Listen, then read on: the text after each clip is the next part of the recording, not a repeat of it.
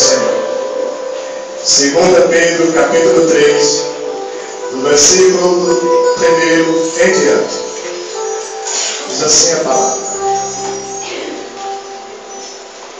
Amados, escrevo-vos agora esta segunda carta, em ambas as quais desperto com exortação o vosso ânimo sincero, para que vos lembreis das palavras que primeiramente foram ditas pelos santos profetas, e do mandamento do Senhor e Salvador, mediante os vossos apóstolos, sabendo primeiro isto, que nos últimos dias virão escarnecedores, andando segundo as suas próprias consciências, e dizendo: onde está a promessa da sua vinda? Porque desde que os pais dormiram, todas as coisas permanecem como desde o princípio da criação. Eles voluntariamente ignoram isto, que pela palavra de Deus, já desde a antiguidade, existiram os céus e a terra, que foi tirada da água, e no meio da água subsiste, pelas quais coisas pereceu o mundo de então, coberto com as águas do dilúvio. Mas os céus e a terra que agora existem, pela mesma palavra, se reservam como um tesouro e se guardam para o fogo até o dia do juízo e da perdição dos homens ímpios. Mas, amados, não ignoreis uma coisa, que um dia para o Senhor é como 1000 anos, e 1000 anos como um dia. O Senhor não retarda a sua promessa, ainda que alguns a tenham por tardia, mas é rogando para convosco, não querendo que alguns se percam, senão que todos venham a arrepender-se. Que Deus nos faça compreender a palavra então linda. Você mais poder tomar a vossa ação. Glória a Deus. Aleluia. O apóstolo Pedro chega à altura da segunda carta, do capítulo 3 aqui, e nos traz uma palavra abençoada, uma palavra de exortação, de despertamento, uma palavra para que a gente não fique dormindo o sono da incredulidade, o sono da frieza espiritual, o sono da falta de esperança, o sono, que tenta envolver os santos.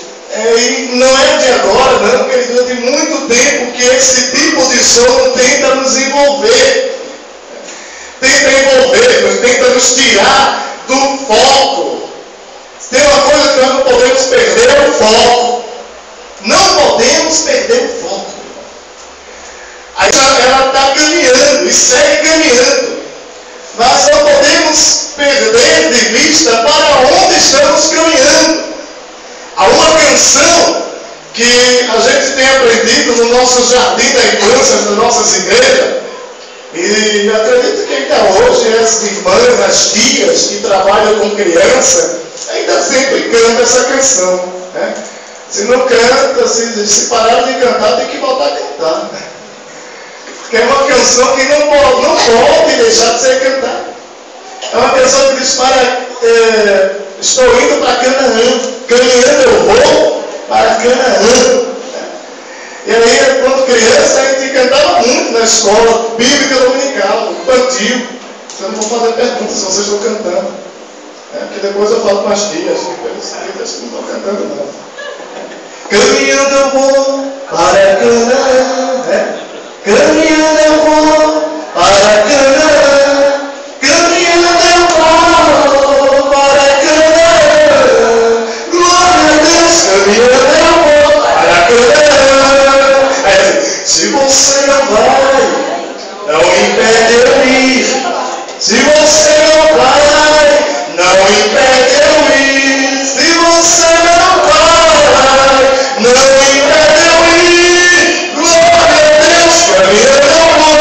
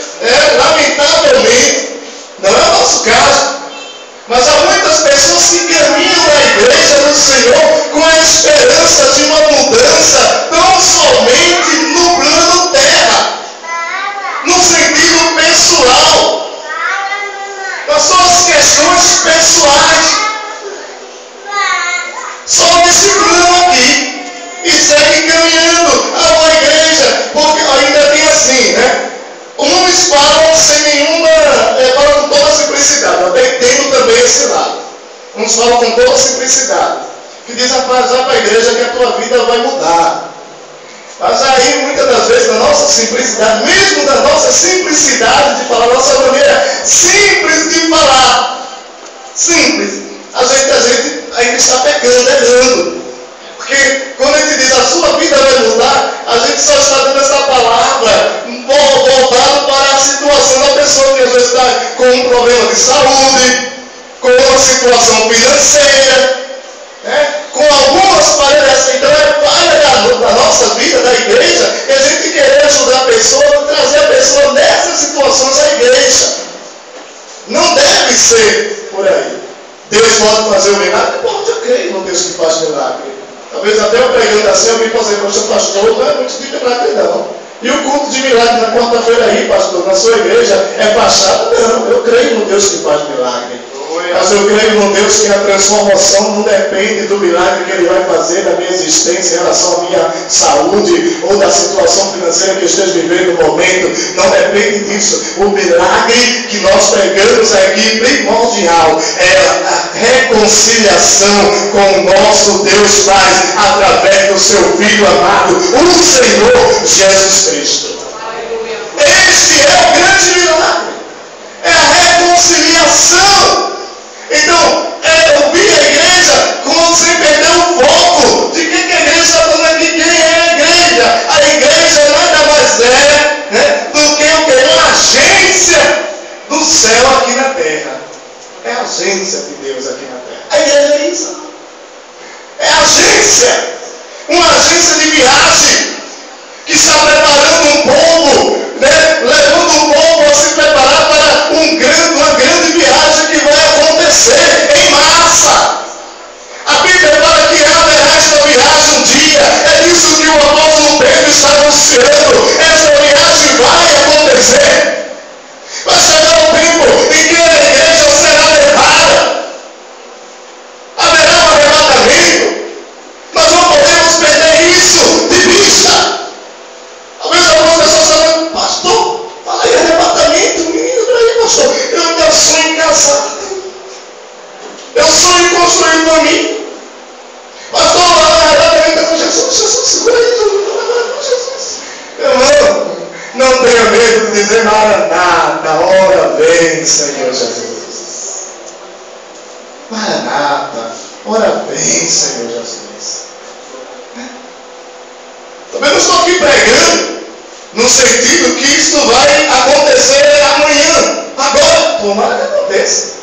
Mas não é também uma mensagem, né, no sentido para colocar você aí segurando a cadeira e você agora ficar vivendo a vida assim: Jesus está voltando, aí você não quer fazer mais nada da vida porque Jesus está voltando também. Não é esse tipo de mensagem. Não é esse tipo de pregação também. É o extremo, né? É o extremo de que ninguém está esperando a volta de Jesus, e é o extremo de quem está só esperando a volta de Jesus, e aí não quer mais fazer nada. A pessoa não quer mais trabalhar, não quer mais sonhar com família, não quer mais estudar. Não, meu irmão, fazendo tudo isso, mas sem perder de vista que a nossa pátria não consiste aqui. Nós estamos trabalhando nesta aqui, mas com visão naquela que está por vir. Nós não podemos perder isso de vista, querido. Temos que trabalhar nessa tempo. Se a gente não trabalhar no final do mês, nós temos contas a pagar. Todos nós teremos contas a pagar. Jesus não está nos ensinando: fiquem sentadinhos aí até que eu venha. Foi assim que a palavra nos ensinou. Sentem todos aí até que eu venha. Ninguém precisa trabalhar que eu vou voltar. Né? Jesus não saiu daqui para ficar lá sentado. Por que nós vamos ficar sentados aqui? Ele disse: vou preparar lugar. Então, nessa condição do texto lá de João, Evangelho segundo João, capítulo número 14, eu vou preparar lugar. Eu não vou trabalhar lá, viu? Quando eu terminar o serviço lá, terminar o lugar, organizar as coisas, eu volto para vos buscar. Então, até lá, aguarde aí.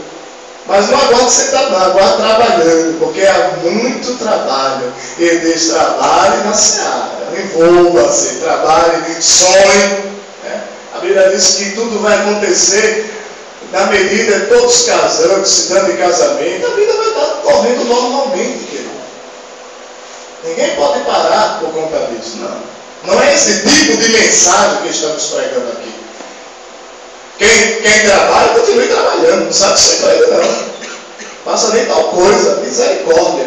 Para depois chegar aqui, deixar bem explicadinho, para depois chegar aqui, pastor, eu tenho um emprego abençoado, mas depois daquela mensagem, não sei porque eu só escuto essa parte, né? Da mensagem, misericórdia.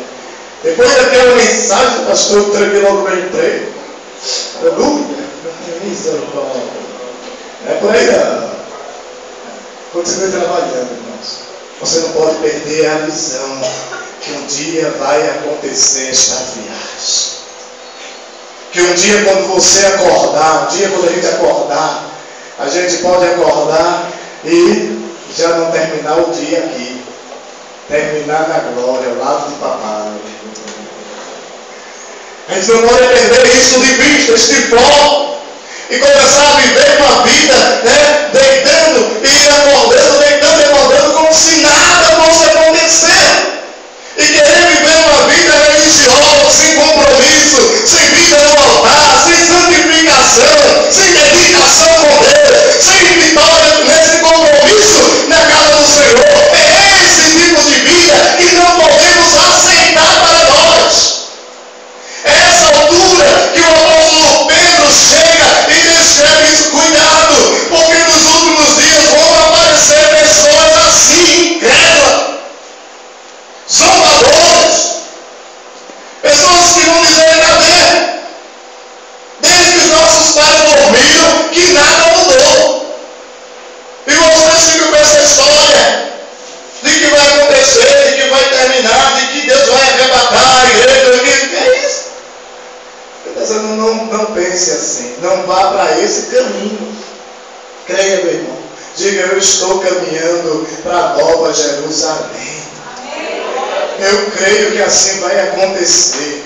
O retrato já está ali, olha, já está aqui na palavra de Deus. Naquela época não tínhamos quadro, né? Pessoas para pintar ali, mas é interessante que o Espírito Santo ele pinta este quadro. Está lá em 1 Tessalonicenses. Abre aí comigo. Quem conseguir abrir primeiro do que o pastor, ajude, socorra o pastor.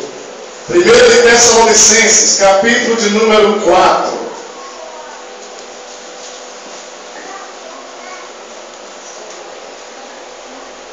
Versículo 3 em diante. Eu consegui. Deixa eu ler que fica melhor.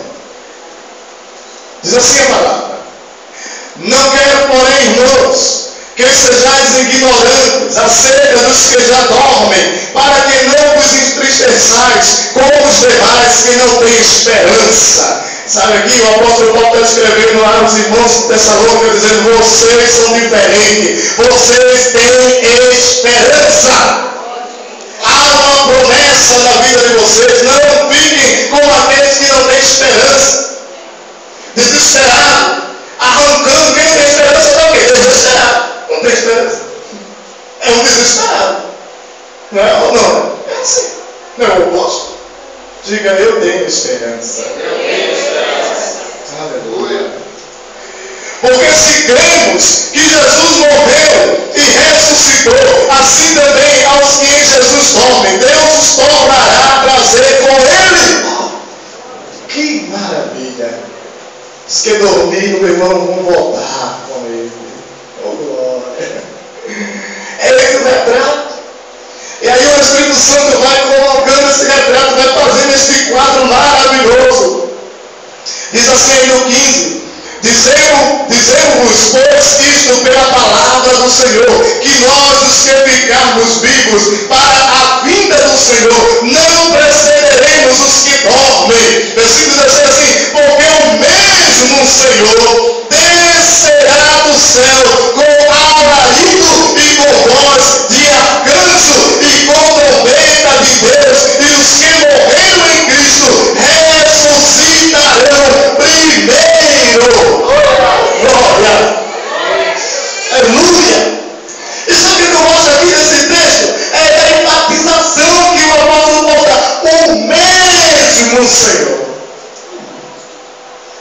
para pensar, mas por quê? Que alguém poderia dizer, vai vir outro. Não, ele diz, é o mesmo. O que subiu é o que vai descer. Aquele que os apóstolos viram subir e ser assuntos ao céu estará em Atos. O primeiro capítulo de Atos, se me falha a memória, é o capítulo 12 de Atos, é no começo, é 1 ou 2, agora, depois vocês leiam a Bíblia, para ajudar o pastor, vai ficando um pouquinho claro na mente. Mas está lá em Atos. Jesus sendo levado aos céus, os apóstolos ficaram com os olhos fixos, voltados, e aí aparecem 2 anjos, se apresenta a Jesus, varões galileus, por que ficais a olhar para cima? Não, você não tem que ficar olhando para cima, não. Da mesma maneira como viste ele subir, assim ele vai voltar. Da maneira como ele subiu, ele vai voltar. E a mensagem é: não fiqueis olhando para cima. Nesse contexto aí que nós entendemos que a vida continua. Vocês não tem que ficar aí parado, olhando para cima, não. Ficar em Jerusalém até que do alto sejais revestido de poder. Quando for revestido de poder, o que tem que fazer? Já que sair de Jerusalém. Sair via Samaria, Judéia, até os confins da terra. Tem que sair, meu irmão. Então a Bíblia diz: não é para vocês ficar parados, aguardando a volta do Senhor Jesus, não. Não é ficar olhando para cima, Jesus está voltando, aí não vou mais fazer nada, não é nada disso não. Ele está dizendo: faça, trabalhe, mas tenha convicção no seu coração que Ele vai voltar. Não perca isso, não deixe que o inimigo de nossas almas nos roube, não vamos deixar que ele nos roube isso, que ele nos tire isso. Isso é o anelo da igreja, meu irmão. Nós somos abençoados santos. Deus tem feito proeza no nosso meio. Eu creio que Deus fará muito mais coisas no nosso meio. Eu creio sim. Eu creio que Deus é Deus de providência. E que Ele tem coisas mais. Ei, nós não podemos perder de vista que nós temos um céu prometido, uma nova terra. Querido, você tem uma nova terra prometida para aquele que é fiel. E a palavra diz: fiel é o que tem feito a promessa. Fiel é o que tem feito a promessa.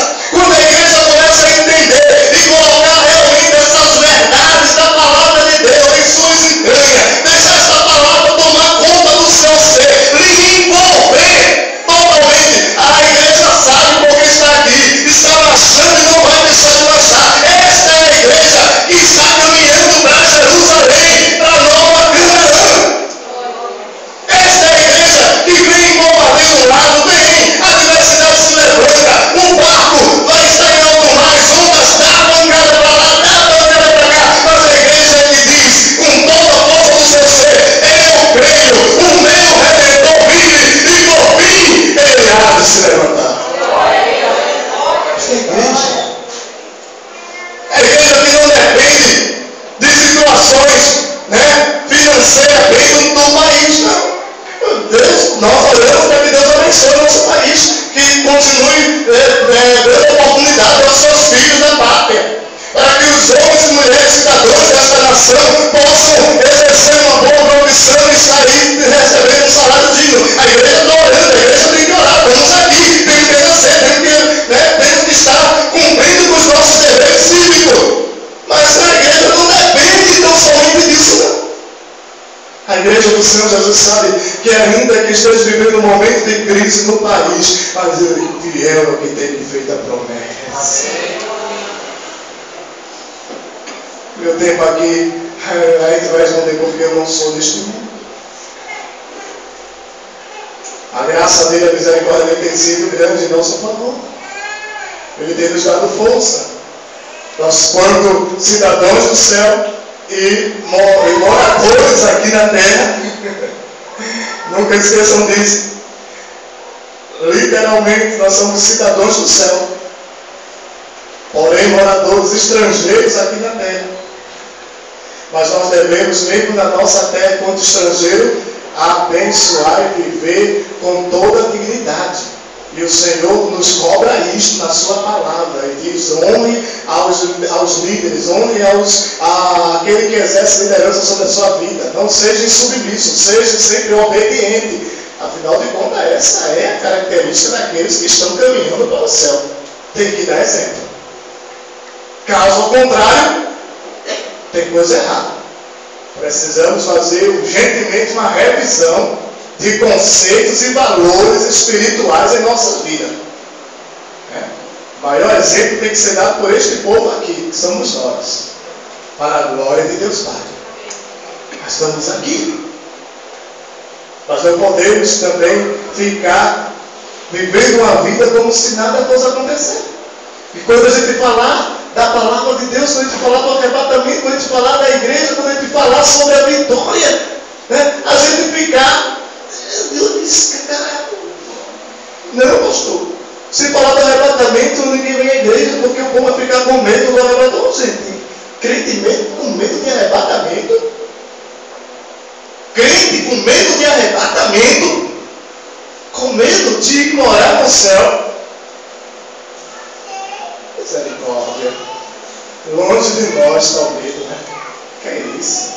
Crente, ele tem que estar anelando, desejando, ó, Maranata, Maranata, Maranata, Maranata. Ora vem, Senhor Jesus. Ora vem, Senhor Jesus. Que esta noite nós possamos guardar esta palavra, guardar essas verdades bíblicas. Querida, a palavra está aí, né? A palavra é bem direta. Não pense que é tarde o dia do Senhor. Olha aí o que é que nos diz o versículo que acabamos de ler. O Senhor, versículo 9, o Senhor não retarda a sua promessa. O Senhor não retarda a sua promessa. Ainda que alguns a tenham por tarde, mas é longânimo para convosco, não querendo que alguns se percam, senão que todos venham a arrepender-se. Diga: Deus está buscando os arrependidos. Ainda muitos, queridos, que precisam ser alcançados. Muitos que precisam arrepender-se. E esta noite é mais uma oportunidade para arrependermos diante dele. É noite de arrependimento. O Evangelho é: arrependei-vos, porque é chegado o reino de Deus. Arrependei-vos, porque é chegado o reino de Deus. Esta é noite de arrependimento, é noite de renovo, é noite de reconhecer, é noite de estar aqui dizendo: Senhor, eis-me aqui, Senhor, perdoa, ajude-me, Senhor. É noite de arrependimento. Enquanto a igreja está orando, nós só vamos encerrar o culto esta noite. Enquanto a igreja está orando, se alguém